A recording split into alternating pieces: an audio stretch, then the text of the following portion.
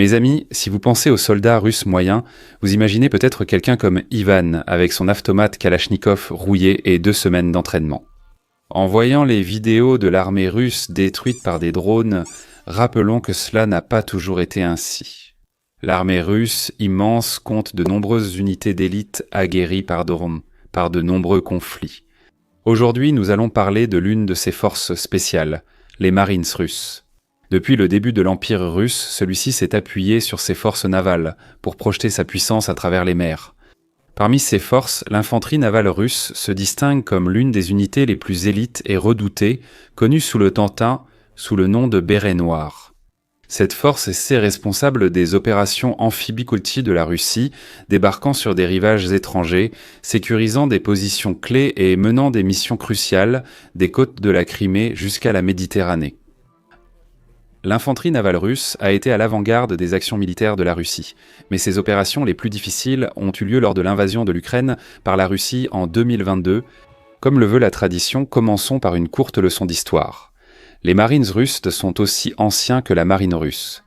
Le premier régiment officiel de Marines a été créé pendant la Grande Guerre du Nord sous Pierre le Grand. C'est lui qui a fondé l'Empire russe, et la marine a toujours été son principal projet de passion. À mesure que l'Empire russe conquérait de nouveaux territoires, les marines étaient souvent utilisées pour prendre des fortifications côtières. Lorsque l'Empire russe s'est battu contre les Ottomans en Ukraine, il a utilisé l'infanterie navale pour prendre les ports de la mer Noire autour d'Odessa et de la Crimée. Pendant les guerres napoléoniennes, l'infanterie navale a mené ses premières opérations à longue distance, débarquant des troupes à Naples et conquérant l'île de Corfou pour en faire sa base navale. Ils ont également été déployés lors de batailles terrestres comme Borodino et Koulm. Au milieu du XIXe siècle, l'infanterie navale fut largement intégrée à l'armée régulière. Ce n'est qu'à la guerre de Crimée en 1854 que leur importance a été redécouverte. Les forces russes ont formé de nouveaux bataillons navals pour défendre Ostopol contre les forces britanniques, françaises et ottomanes. Après la révolution russe et la guerre civile, les forces soviétiques ont rétabli l'infanterie navale. Elles ont joué un rôle majeur dans la défense de Pétrograd et de la mer Noire pendant le conflit.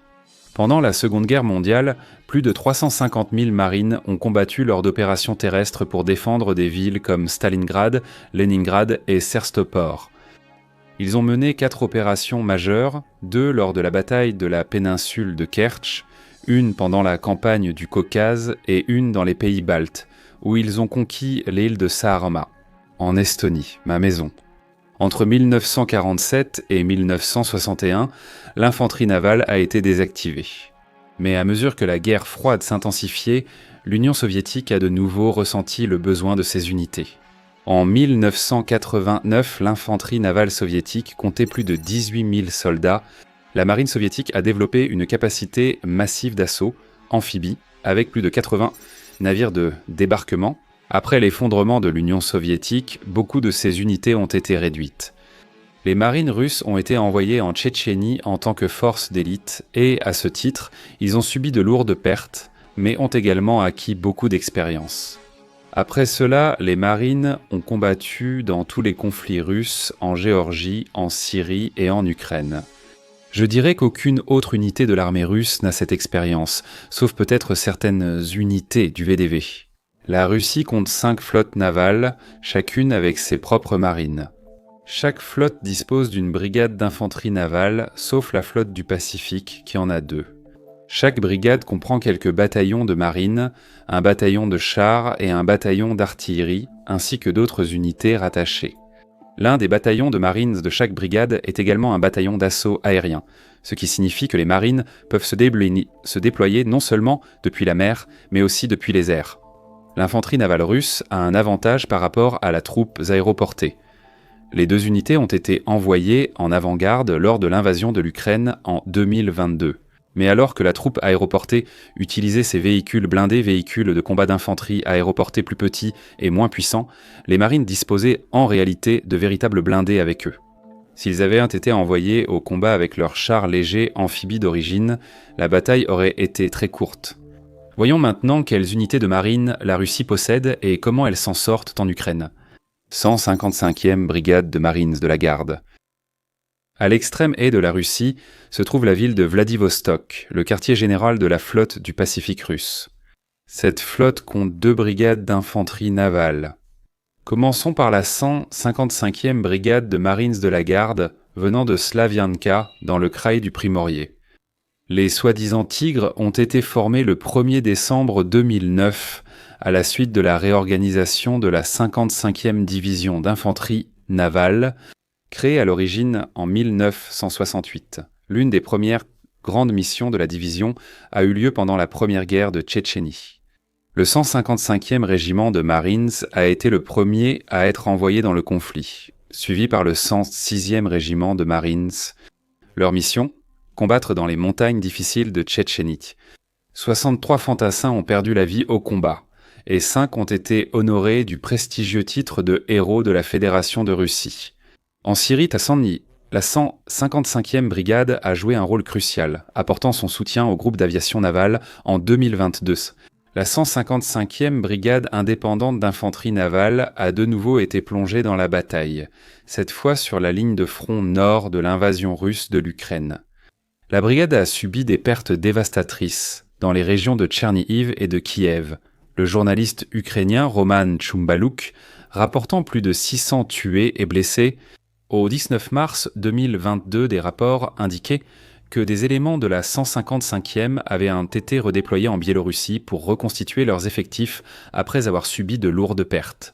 En novembre 2022, la brigade subissait des pertes presque quotidiennes, en particulier lors des combats brutaux autour de Pavlivka, dans le Donetsk.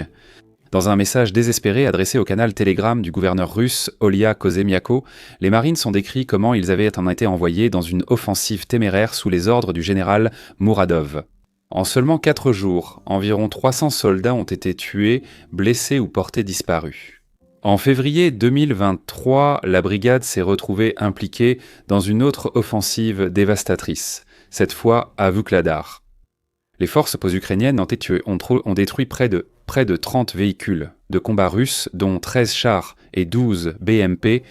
Les images de cette bataille montrent à quel point les pertes ont été difficiles pour l'unité. En regardant les tactiques utilisées, il doit s'agir de nouvelles troupes avec très peu d'expérience ou de bon sens. Lors de la bataille de Vuhledar, il a été affirmé que toute la brigade de 5000 hommes avait été anéantie. En 2024, les Marines ont finalement réussi à capturer Vuhledar et certaines zones environnantes. À l'automne, ils ont été redéployés à Koursk alors que la Russie tentait de contenir l'offensive ukrainienne. La 155e brigade d'infanterie navale séparée est peut-être connue en Russie pour sa puissance militaire, mais sa réputation en Occident est celle de soldats défaillants et de criminels de guerre. En avril 2022, alors que les forces russes avançaient sur Kiev, la 155e brigade a été accusée de crimes de guerre lors de l'occupation de villes proches de la capitale. L'une de ces villes était Ivankiev. Des rapports d'exécution, de pillage et d'autres actes de brutalité ont alors commencé à émerger. En mars 2023, la brigade a été mentionnée dans un rapport de Reporters sans frontières concernant le meurtre du journaliste ukrainien Max Levin et de son compagnon dans la forêt près d'Ivankiev. Lorsque cette unité a été envoyée combattre les Ukrainiens à Koursk, elle a fait preuve d'encore plus de brutalité. En août 2024, des membres de la 155e brigade ont été impliqués dans la décapitation de 4 soldats ukrainiens. Leurs têtes décapitées ont été exposées sur des pics près du poste frontière. En octobre 2024, la 155e brigade a de nouveau fait la une lors d'une attaque contre des positions ukrainiennes dans l'oblast de Koursk en Russie pour un acte troublant. Au lieu de capturer les opérateurs de drones ukrainiens, les marines de la brigade les ont exécutés, tirant sur les hommes de sang-froid après les avoir déshabillés et forcés à s'allonger face contre terre. Ensuite, les parachutistes ukrainiens ont intensifié leurs frappes contre ces criminels. À mesure que les pertes augmentent, ces brigades doivent trouver plus de main-d'œuvre. Dernièrement, la 155e s'est rattachée une nouvelle unité, le bataillon TIGR. Ce bataillon, créé par le kraï du Primorié, sert d'unité de remplacement pour la brigade de marine. En regardant les images du bataillon TIGR, il semble que les recrues soient presque toutes des hommes âgés de 50 à 60 ans. Donc ce que je pense que c'est que cette unité est composée des retraités de la brigade de Marines, qui a découvert que le salaire de 20 000 roubles permet d'acheter beaucoup plus de vodka que leur pension de 20 000 roubles. Difficile de qualifier les Marines d'élite s'ils recrutent encore en maison de retraite. Dans l'extrême nord-est de la Russie, nous trouvons une autre brigade de marine de la flotte du Pacifique russe, la 40e brigade individuelle de garde d'infanterie de marine. Une unité imprégnée d'histoire dont les origines remontent à 1918. La 40e brigade de Marines a été créée pendant la Révolution russe sous le nom de 2e division d'infanterie. Cette division rassemblait des guérilleros de la région de la Volga et 2 unités de travailleurs volontaires. À la fin de 1919, elle était devenue la 22e division d'infanterie, une unité clé du front oriental de l'armée rouge. Après la guerre civile, la division s'est déplacée à Krasnodar et a ensuite été affectée en Extrême-Orient en 1937, où elle a participé au conflit de frontalier avec le Japon. La division a combattu lors des batailles de Khalkhin-Gol et du lac Kazan. Pendant la Seconde Guerre mondiale, la 22e division n'a pas combattu sur le front de l'Est, mais elle a envoyé des milliers de soldats se battre à l'ouest. La division a ensuite joué un rôle clé dans l'invasion soviétique de la Mandchourie, contribuant à la défaite du Japon. Après la Seconde Guerre mondiale, la division a subi plusieurs transformations, devenant finalement la 22e division d'infanterie motorisée.